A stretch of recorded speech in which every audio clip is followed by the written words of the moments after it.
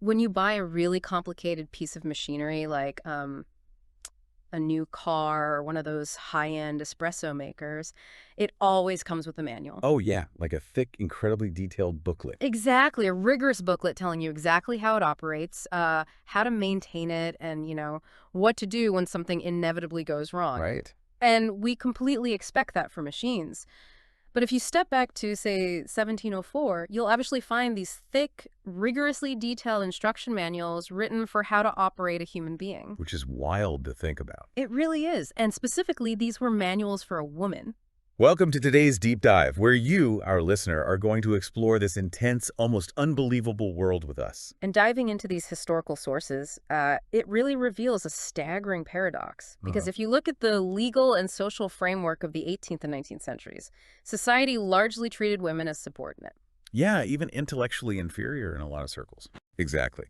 Yet, the survival manuals written for them, the texts we're actually pulling apart today, which span from 1704 to 1833, they demanded that women possess the skills of, like, multilingual diplomats, master theologians, and literally industrial chemists. It's completely mind-blowing. So for this deep dive, we're using one text in particular as our main lens. It's an 1821 manual titled The Female Instructor. A very catchy title. Right, very to the point. But we're also pulling from the Accomplished Female Instructor from 1704 and a book of Politeness from 1833. And together, they outline an existence that is just incredibly demanding. Yeah, because the 1821 text literally breaks a woman's life down into three distinct, pretty relentless phases.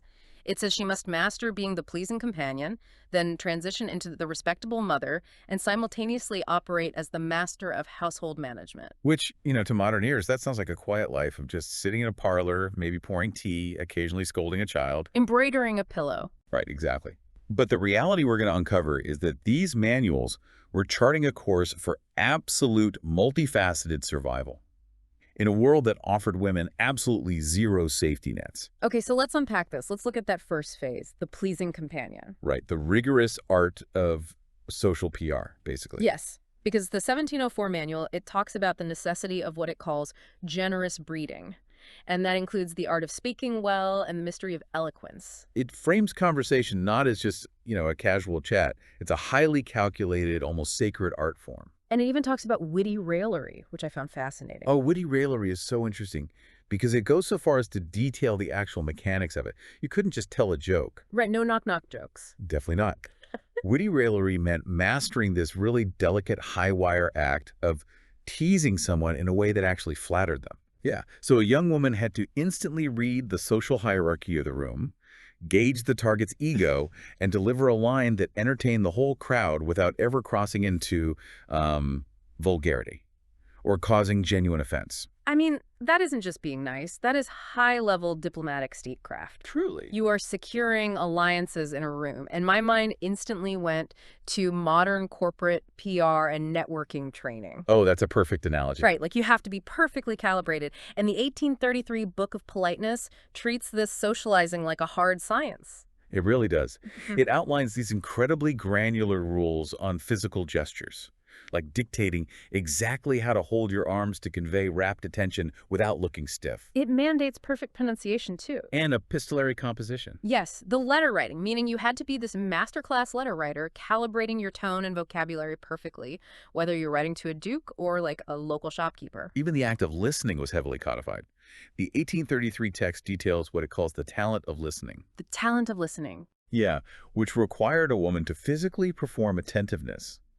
She had to mirror expressions, offer the exact right verbal interjections at the precise moment so the speaker felt brilliant. So listening was basically an active, strategic deployment of charm. Exactly. But wait, I have to push back on this a little bit. Were these accomplishments actually about just being nice, or was this a highly calculated survival skill to secure a social position? If we connect this to the bigger picture, it was absolutely survival. Intellect and eloquence were powerful social currency. But society is demanding this incredible level of intellect and calculation while also demanding that it looks effortless. Completely effortless. Because, okay, look at the ultimate example they hold up in the 1821 text. They talk about Lady Jane Grey. Oh, this story is amazing. It really is. Mhm. The manual tells the story where her family is out hunting in the park at their massive estate, Broadgate. And what is Lady Jane Grey doing? She's definitely not hunting. No. She stays behind to read Plato. She literally found more pleasure in classical philosophy than in societal gaiety, and she went on to master Greek, Latin, French, and Italian. Which forces us to confront this massive contradiction at the heart of the pleasing companion phase. Yeah. Because a woman was expected to possess the intellect of a classical scholar, right? Right. Yet never use it to overshadow the men around her. The manuals explicitly build a fence around this brilliance, calling for strict modesty and humility. So you master 5 languages in Plato, but you have to hide the effort. You master them so you can engage the smartest, most powerful men in the room. But you must do it with such deference that they believe the brilliance in the conversation is actually theirs. Wow. That is exhausting. It was a calculated survival skill, like you said, to secure a marriage in a world where women had almost no independent economic power. So you are basically navigating a social minefield. Okay, so that's the pleasing companion. But the narrative in these manuals shifts, right? From the social accomplishments to the profound, really heavy moral weight of the next phase, the respectable mother. Right, because once a companion became a mother, her primary duty wasn't just, keeping kids alive. It was shaping the eternal souls of her children. And the 1821 manual has these intense instructions on religious education. It demands that mothers seize the morning hours to teach. Yes, specifically the morning. Right. When the child's intellect is clear and their attention is sharp, it explicitly warns against using scraps and remnants of time. You couldn't just fit it in before bed. No, it was the main event. And this sounds less like being a parent and more like being a perfect theologian. Or a head priestess, really. Because the manual actually demands that mothers abandon what it calls dry systems. Like catechism. Exactly. Verbal rituals, dried textbooks. Instead, mothers were told to teach the way Christ did, using nature. Oh, the quote about the stone. Yes.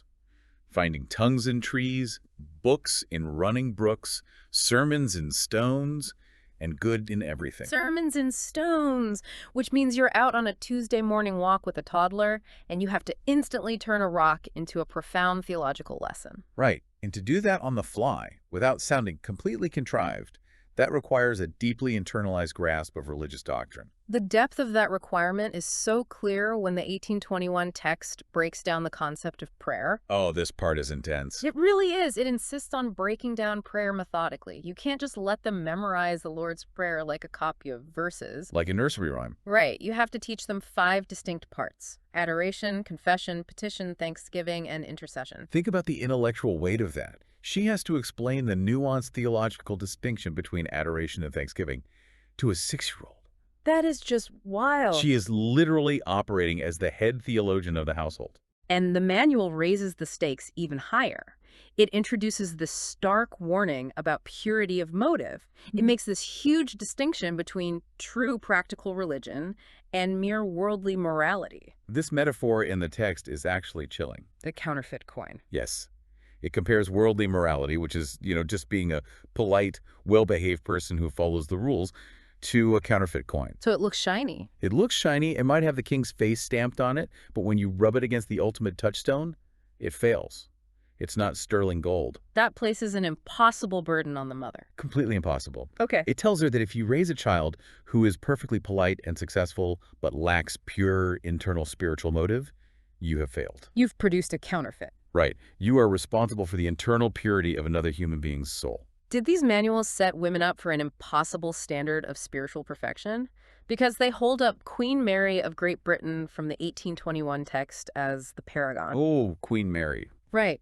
She is held up as this paragon of moral strength. She confuted her own father, King James, arguing against his Catholic views with just solid reasoning. She defeated the King of England in a theological debate. Exactly. And the text proudly notes that she lived so flawlessly that her husband, William of Orange, claimed she hadn't committed a single indiscretion in 17 years. 17 years. How is any woman reading this manual supposed to measure up to a queen who never makes a mistake for nearly 2 decades? It's an utterly crushing standard. Huh? So what does this all mean for the listener who might feel overwhelmed just hearing these expectations? Yeah, what's the takeaway there? Well, what's fascinating here is how the text actually acknowledges the pressure. It gives a minuscule sliver of grace. It admits the child might not understand everything immediately and advises the mother to use the biblical reassurance. What I do thou knowest not now, but thou shalt know hereafter. So basically, keep planting the seeds even if you don't see the harvest. Exactly. The pressure was immense, but it positioned the mother as the absolute moral center of the universe. Okay, so she's the moral center. But here's where it gets really interesting. The narrative in our outline transitions from the spiritual realm to the gritty, highly administrative reality of running a household. Right, because the respectable mother was also simultaneously running a complex manufacturing and administrative hub. Yes, the domestic CEO. Because the staggeringly long list of administrative duties from the 1821 and 1704 title pages is, it wasn't just cookery. No, not at all. The 1821 text lists brewing, making English and foreign wines, preserving, pickling, and managing poultry. And the 1704 manual goes straight into technical trades. It really does. It teaches women how to dye curious colors, cement glass and china, make artificial pearls. And white and ivory? Okay, I have to pause here. I struggled to keep houseplants alive, and they were expected to whiten ivory and perform surgery. Was this actually expected of everyone, or was this an aspirational life hack guide for the wealthy? It's a mix, but a lot of it was pure economic survival. Estates back then were isolated microeconomies. You couldn't just order replacement goods on the internet. Right, no next-day delivery. Exactly. And the 1704 text explicitly says that knowing these curious experiments allowed women to save considerable sums of money by furnishing things at a cheap rate. So she's a practical chemist. She had to be.